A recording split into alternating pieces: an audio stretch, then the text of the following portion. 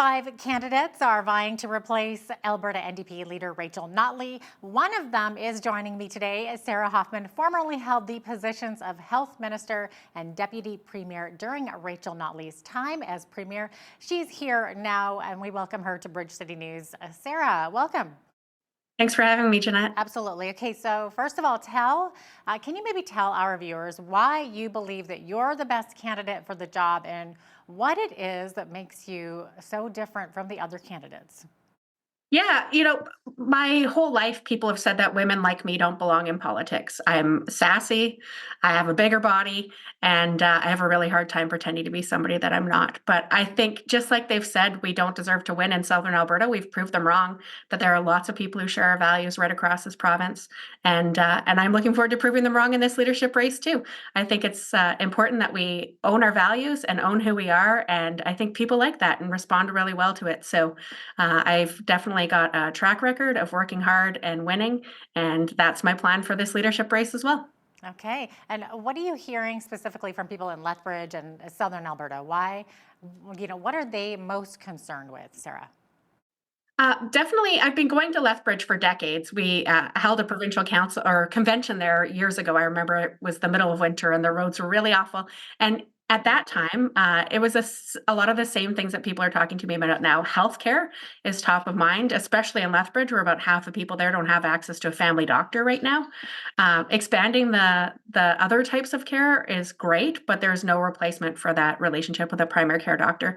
A lot of women are having to drive down the highway to have babies. That's not okay either. So it is definitely one of the biggest issues that's raised with me. And then another big one, of course, being a university town, is the lack of support for post secondaries. And now with Danielle Smith bringing in this bill, it's Bill 18, around wanting to stop there being outside investment from Alberta into things that she might not support, including federal funding. A lot of our university dollars come from the federal government, and we should be working to make it even stronger partnership and to bring more money in instead of chasing it away. So those are some of the top issues, along with climate change is another huge one. And not everyone says climate, but people are talking about drought and wildfires, and especially in Southern Alberta, the scarcity of water. And with the current government talking about mining on the eastern slopes, that's going to impact the headwaters and the watershed that serve all of us in this province. And now you mentioned this right off the hop there, healthcare, and you say that Alberta needs more hospitals, obviously. So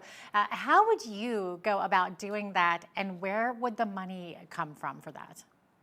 Yeah, so when I was the Minister of Health, we committed to the Calgary Cancer Centre. The UCP didn't pull the plug on that. We also committed to a new hospital in South Edmonton. The UCP has pulled the plug on that, and to expanding Red Deer as sort of the first three projects, and they've definitely stalled out on Red Deer. We haven't seen the kind of progress that I expected in the last 5 years. We also know that we need to expand cardiac care in Lethbridge and other acute care services. And the great news is that there's a lot of potential to be able to expand that care. So one of the things that I want to do is grow the programs from the U of A and the U of C into U of C Med School into Lethbridge. And I will give a little bit of credit to the UCP here. They have started that work, but we need to scale it up and we need to do it quickly. When people have their practice and their residency in a community that's a positive experience, they're likely to stay there. So let's make sure we give them more opportunities to learn in Lethbridge and then be able to be those healthcare leaders that we so desperately need in Lethbridge. And where does the money come from? We all know that an ounce of prevention is worth a pound of cure. So this is a reasonable investment to make sure. We need 1,000 more family doctors, 1,000 more doctors in Alberta, and about 3,000 nurse practitioners or physician assistants to support them, to make sure that they are seeing the people who need their attention and that others who have other skills can see them in that team-based environment. And we will save significantly on emergency room visits, ICU visits. When people can actually get the care in a proactive way, it's better for their personal health care, and it's also better for the expenses of the overall system. So let's keep people connected with doctors and seeing and doing preventative care instead of having to deal with more urgent cases down the road. Now, if Alberta does get more hospitals, Sarah, and you mentioned it right there, it stands to reason that we obviously need more physicians, more nurses. So what should be done to attract and retain these health professionals? Number one, it starts with respect. And this is another thing that sets me aside from the other candidates. I've been the health minister, and I was the health minister when we had a great working relationship with healthcare providers. It was so good, in fact, with doctors that when we sat down to negotiate the last contract under the NDP, and we opened up the books and we were very honest about where we were at as a province, they returned their retention bonus because there wasn't a problem with retention in Alberta. We had more than enough doctors. Every major municipality, you could get a family doctor, and they trusted me to work with them to put that money back into making system improvements. So it needs to start with having a respectful relationship, and I will argue that the fastest way to do that is to bring back the person who is at the table as the health minister in the premier's chair. That, I think, would send a very strong message to healthcare providers about the kind of seriousness that Albertans take the healthcare that we all receive. And then, yeah, in terms of recruitment, BC very successfully recruited 500 doctors in the first year of having an NDP government. And part of it is that they changed some of the funding models so that people who wanted to be on a salary instead of running doctors' offices like small businesses where turnover is how you get paid. We brought in more salaried options there in British Columbia, and a lot of doctors were very keen to work in that environment where you can have deeper relationships, work with patients who have more complex needs, and not feel like you're costing yourself money by providing that longer appointment or taking more issues. So often you'll walk into an office and see only one or two issues per visit on the wall. That's because doctors are paid per visit, and that's not really fair to them. We need to make sure that the patients have the opportunity to have better care. So it can be good for doctors and it could be good for patients at the same time. And then another piece is that we have a lot of folks living in Alberta or living abroad who've been trained in other jurisdictions. And we need to bring more postgraduate opportunities here for them to use their expertise in the healthcare system, do some additional training to make sure that they meet the requirements of the various health colleges. But there are people who already live here, as well as many people who are studying internationally who would like to come back to Alberta. So let's find more opportunities for them to work in the healthcare system, show them respect, and make sure that all of us can have access to great healthcare. Yeah, it's a big one, that's for sure, Sarah. Now, I know some are calling for the NDP to move more toward the political center. This is just switching gears a little bit from healthcare. So, with that in mind, any thoughts on outsider but political heavyweight Naheed Nenshi being part of this race? Do you have any concerns about a change of direction for the party? Nahead and I always have fun when we're in the same room. There's always some good laughs and interesting banter, but I want to win. I think that it's important that we have somebody who's been at the table, who's got the experience, and who can get us back on track very quickly. And I will also say that I've door knocked hundreds of thousands of doors, including doors in Lethbridge. I've been there for fundraisers. I've been there for nomination meetings for our local candidates. And what I keep hearing is that we need more bold policies. We don't need to be more cautious. We need to be more courageous, and that's what I'm offering through this leadership campaign. And I'm excited that we have lots of attention on it, and I look forward to earning the votes of every single party member I can.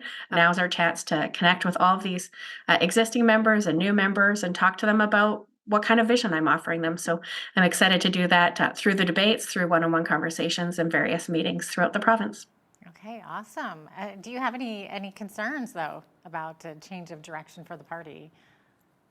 Well, I plan on winning, so I'm excited about So the you're direction not, I'm bringing yeah. to the party, and a real focus on health, climate, and housing. And I think when I talk to people who live in this province, they know that we need NDP values to solve those three biggest crises.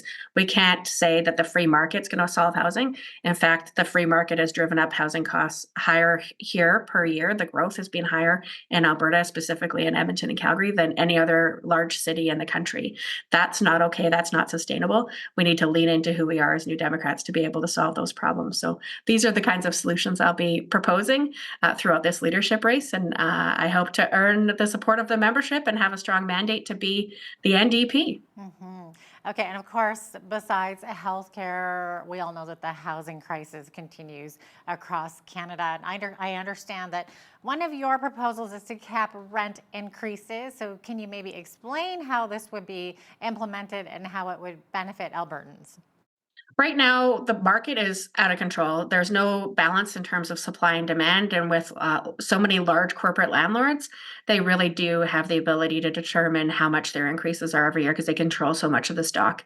I think it's important that we build more co-op, affordable, and social housing and make sure that while we're doing that, we put a cap on how much rents can go up. So I'm proposing what we had in a bill that the UCP just voted down yesterday, actually, was 2% for the first 2 years and then cap to inflation for the next 2 years. So it's a short-term rent cap increase, but at the same time we have that in place, we need to build units all over the province. And we've done this before.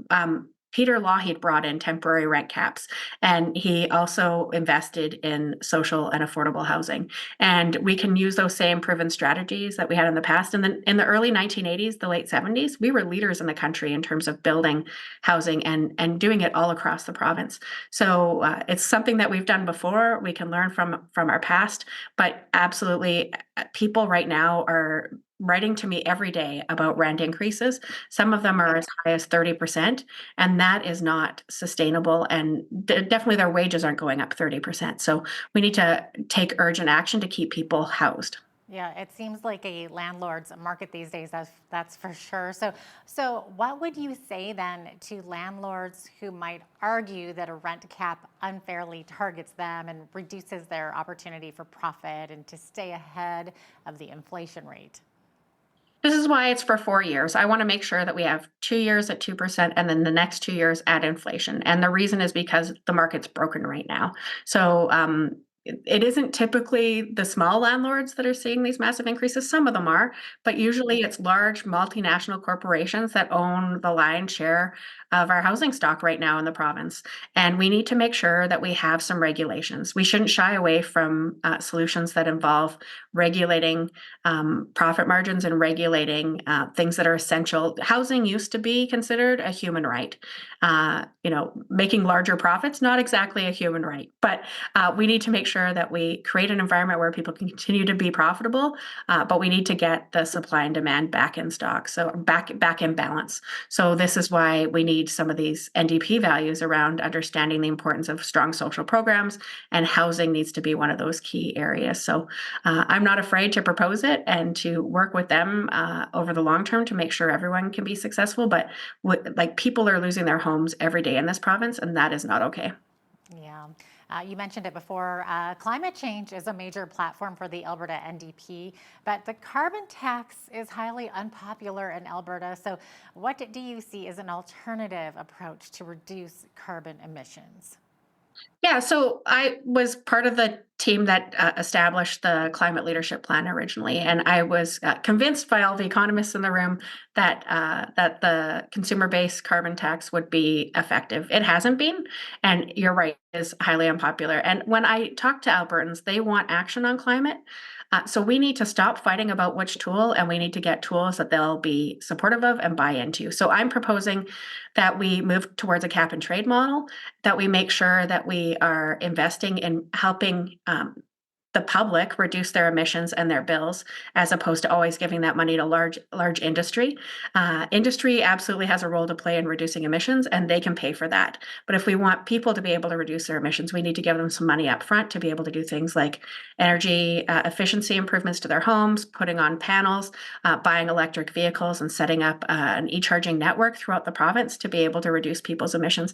And the other thing we really need to get public investment in as well, that's part of my climate plan, is regional transit hubs. It's important for people who might need to go from Lethbridge to Calgary for an appointment to be able to do that. And while the Red Arrow and others may have filled some of that gap, if you live half an hour outside of Lethbridge, there isn't really an option for you to be able to get to a major appointment or those types of things. So we need to get back to having more regional transit initiatives. I know I grew up in a really small community in northern Alberta, Canuso. There's only 200 people who live there. And the Greyhound used to come through each and every day, and people would be on it regularly to go to their appointments or to go shopping or to be able to access the major centers. So it's important that we have a Crown corporation that helps deliver that regional transit, and that will also help reduce emissions over the long term too. So I'm excited for us to stop fighting about the federal consumer carbon tax, which certainly was broken when they exempted the East Coast home heating options the fuels that are used there, and didn't exempt other parts of the country. The economists acknowledge that when you break a tool, it doesn't work, and that's why I'm proposing that we move towards a cap and trade model and see some real improvement on the quality of our air, the amount of emissions. And I know industry has found ways to pull carbon from the earth, and they can also pull it from the atmosphere. So I'm excited to work with them on driving more of that innovation, but I want the lion's share of the money we make to be focused on people reducing their emissions. Well, it looks like we're about out of time here, unfortunately, because I had a few questions left for you there. But Sarah, thanks so much for being with us today. We really appreciate having you on. I'd love to chat again sometime, Jeanette. Sorry we didn't get to all your questions. That's okay. Great to have you with us. Sarah Hoffman is one of 5 candidates running in the Alberta NDP leadership race. I'm Jeanette Roche. On behalf of all of us here at Bridge City News, thanks so much for watching.